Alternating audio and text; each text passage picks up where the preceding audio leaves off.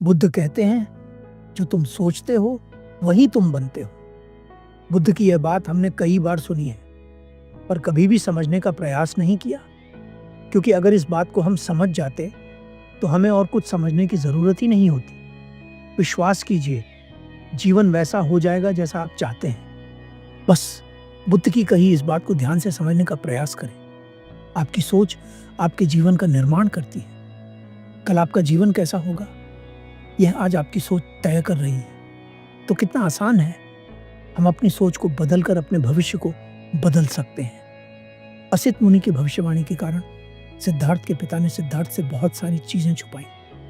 यहाँ तक कि सिद्धार्थ को यह भी नहीं बताया गया कि मृत्यु जैसी भी कोई चीज होती है। सिद्धार्थ को हर तरह की सुख सुविधाएं दी गई, परंतु समय बीता और सिद्धार्थ को सच्चाई का सामना करना पड़ा।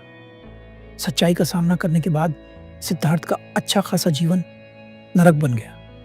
उनके मन में प्रश्नों की बाढ़ आ गई, ऐसे प्रश्न जिनका उत्तर न तो सिद्धार्थ के पास था और न किसी और के पास।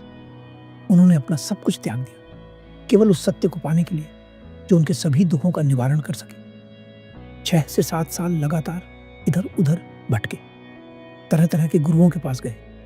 जो भी जिसने बता दिया वह किया, परंतु कुछ हाथ ना लगा। दुख अभी वैसे का वैसा ही था।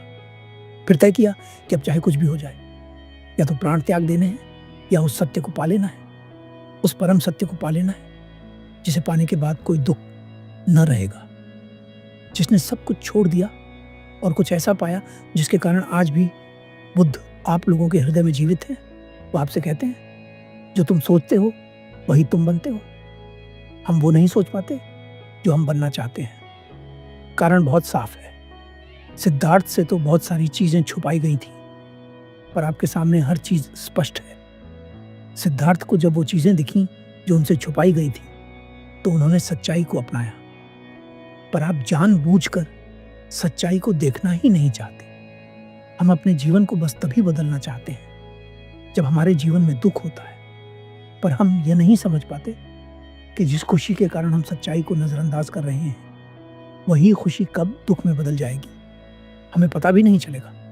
बुद्ध कहते हैं, मध्य में रहो, जहां ना तो दुख तुम्हें परेशान करेगा और ना खुशी तुम्हें बहकाएगी। मैं चाहता हूं कि आप बुद्ध की कही इस बात को ध्यान से समझने का प्रयास करें, क्योंकि यह पंक्ति सिर्फ कुछ शब्दों से नहीं बनी है।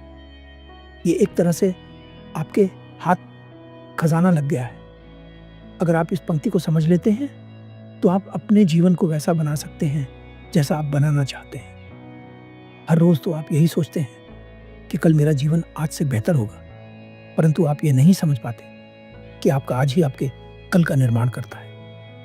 एक बार फिर मैं बुद्ध की कही उस छोटी सी पंक्ति को दोहराना चाहूंगा, जो आप सोचते हैं वही आप बन जाते हैं। ये सिर्फ एक पंक्ति नहीं है, यह आपके जीवन को बदलने वाला सूत्र है। बुद्ध की कही सिर्फ ये छोटी सी लाइन आपके जीवन को बदल सकती है। मैं कोई मोटिवेशनल स्पीकर नहीं हूं जो आपको मोटिवेट करूं।